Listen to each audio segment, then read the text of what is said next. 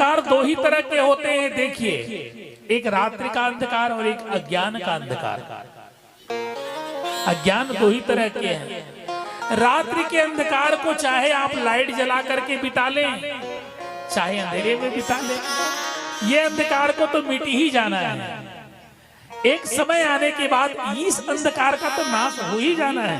इसे मिटाने के लिए प्रयास करने की आवश्यकता नहीं है, और हम लोग प्रयास कर रहे हैं मिटाने के लिए। ये अंधकार समय आने पर अपने आप मिट जाएंगे, सूर्योदय होते ही प्रकाशित हो उठेगा। परंतु अज्ञान का अंधकार जो है उसे मिटाना ही पड़ेगा। यदि इस अज्ञान के अंधकार को हमने नहीं मिटाया तो हम अनंत जीवन यात्राओं में, यह हमारी जो यात्रा है वह हमेशा ही अंधकार हमें भयाकुल करता रहेगा। अंधकार में चलने ही के कारण तो भय लगता है, और जो टार्च हो उसे डर लगता है क्या?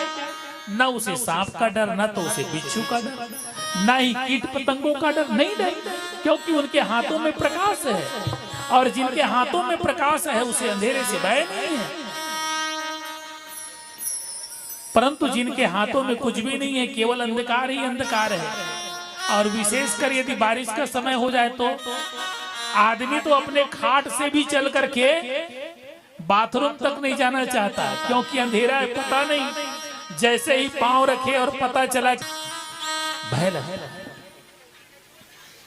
इसी तरह से इस जीवन यात्रा में जब व्यक्ति के हृदय में ज्ञान का प्रकाश नहीं होता तो हमेशा भय बना रहता है, अनहोनी होने का हमें हमेशा भान होते रहता है।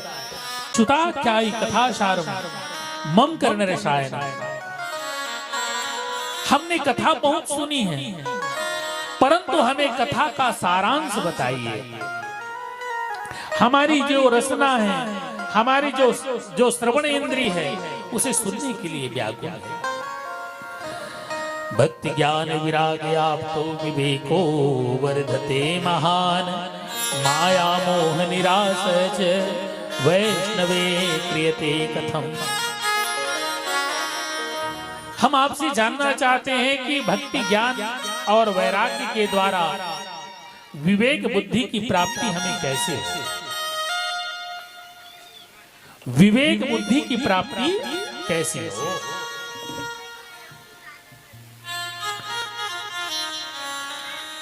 देखिए, व्यक्ति को पंडित हो जाना अलग चीज है, विवेक होना दूसरी चीज है।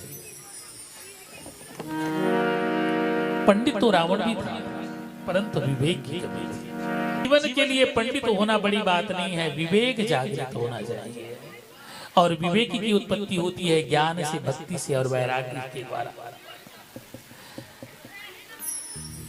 और संत है, संत सदा ही समाज के लिए चिंतातुर होते हैं। जैसे माता पिता अपने बच्चों के लिए चिंता करते हैं, वैसे ही जो संत है वह समाज की चिंता करते हैं। शौनकादिक ऋषियों को ये कथा श्रवण करने की आवश्यकता नहीं थी, चूंकि वो लोग तो अपने आप ही भगवान विष्णु के यज्ञ में तत्पर थे। परंतु सूत जी को जीवों के कल्याण के लिए आने वाले समय के लिए उन्होंने एक चिंता व्यक्त करी। कहने लगी, क्या ये घोरे कलो विचार है, हमारे जो व्यवहार है वो मनुष्य के अनुकूल नहीं है। पहले याद कीजिए कि पहले बहुत बड़ा परिवार हुआ करता था, संयुक्त परिवार, और उस परिवार में हमारे दादाजी की सभी लोग सुनते थे, उनके द्वारा कहे गए वचनों का हम सब लोग पालन करते थे। आज संयुक्त परिवार तो देखने सुनने को भी नहीं मिलता, टूट गया है पूरा परिवार। परिवार छोटे छोटे टुकड़ों में बट गया।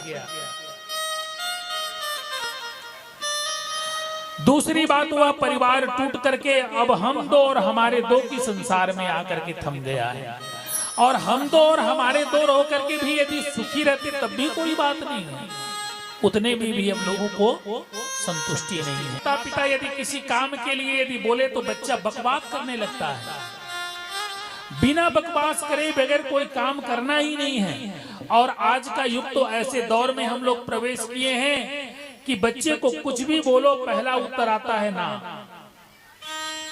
वो काम करे चाहे ना करे, यदि दुकान भेजो तो पहले शब्द सुनने को मिलेगा कि नहीं, बाद में बहुत डांट डपट के बाद मानते। कल मैं भी एक व्हाट्सएप में देख रहा था, एक बड़ा सुंदर वीडियो आया था। उन्होंने कहा कि हमारी माताओं में भी काफी परिवर्तन आया है। 70 के दशक के पहले जब पति सुबह सुबह उठते और कहते कि चाय, तो पत्नी चाय लेकर के खड़ी रहती थी। जैसे ही सो करके उठे चाय बोले तो तुरंत चाय मिल जाता था। उसके बाद 70 के बाद 80 का दशक आया तो पति देव बोले चाय।